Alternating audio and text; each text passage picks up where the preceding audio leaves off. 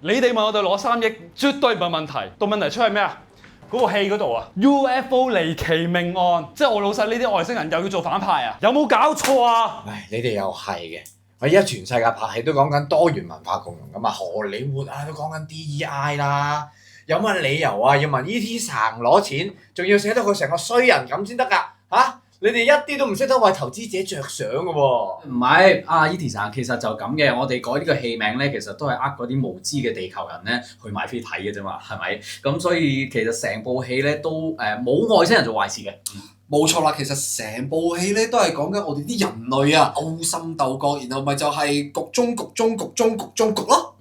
係咯，套嘢喺香港啊，喺意大利都有獎嘅，咁通常呢啲咁嘅戲啊，梗係會大賣㗎啦。嗱，我老細話咧，你哋解釋都 OK 嘅，但不過佢有個問題想問你哋，聽過你啲人類咧喺電影入邊唔着衫，票房係會好賣啲喎，係咪啊？梗係啦，E.T. 神你呢樣嘢都知，簡直係將我哋人類嘅電影藝術啊睇得又通又透。搞錯啊！你唔好以為投資人就大晒。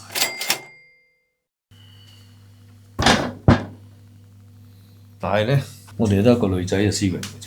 喂，不如咁啦，3億啊，揾人說服佢，叫佢犧牲下啦嚇。得，唔使驚啊！E.T. 神，我哋咧都一致認為咧，其實加呢一個唔着衫嘅元素落去咧，係將個商業同埋藝術咧亦都提升咗20幾個層次啊！所以等我打俾師兄。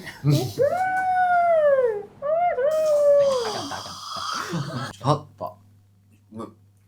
個銀碼好似係咪爭啲嘢？唔係話3億嘅咩嚇？都係300萬。嗱，老細諗過㗎啦，話晒大家第一次合作，所以今次咧就想俾你哋試下水先。如果你拍得好嘅話，下次我老細借幾百部 UFO 俾你拍啊！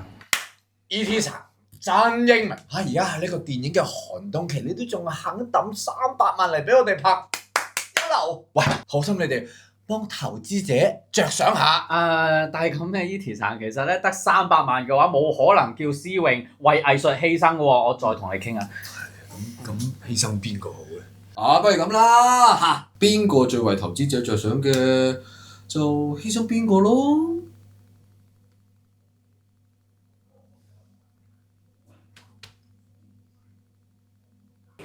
我見到有光。